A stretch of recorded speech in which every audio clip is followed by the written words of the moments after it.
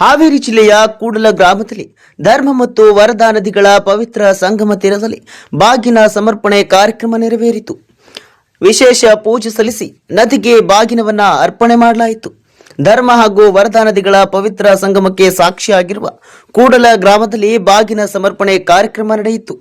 ಸಂಗಮ ತೀರದಲ್ಲಿ ಪೂಜೆ ಸಲ್ಲಿಸಿದ ಬಳಿಕ ನದಿಗೆ ಬಾಗಿನವನ್ನ ಅರ್ಪಿಸಲಾಯಿತು. ಈ ಕಾರ್ಯಕ್ರಮದಲ್ಲಿ ಹಾವೇರಿ ಜಿಲ್ಲಾ ಪೊಲೀಸ್ ವರಿಷ್ಠಾಧಿಕಾರಿಯಾದ ಯಶೋಧ ವಂಟುಗೋಡೆಯವರು ಭಾಗವಹಿಸಿ ಕಾರ್ಯಕ್ರಮದ ಮೆರುಗನ್ನ ಹೆಚ್ಚಿಸಿದ್ರು. ಈ ವೇಳೆ ಸ್ಥಳೀಯ ಗಣ್ಯರು, ಅಧಿಕಾರಿಗಳು ಹಾಗೂ ಗ್ರಾಮಸ್ಥರು ಉಪಸ್ಥಿತರಿದ್ದರು. ಧಾರ್ಮಿಕ ಸಂದರ್ಭದಲ್ಲಿ ಪಾಲ್ಗೊಂಡರು. ಪವಿತ್ರ ನದಿಗಳ ಸಂಗಮ ತೀರದಲ್ಲಿ ನಡೆದ ಬಾಗಿನ ಸಮರ್ಪಣೆ ಕಾರ್ಯಕ್ರಮ ಭಕ್ತರ ಗಮನ ಸೆಳೆಯಿತು.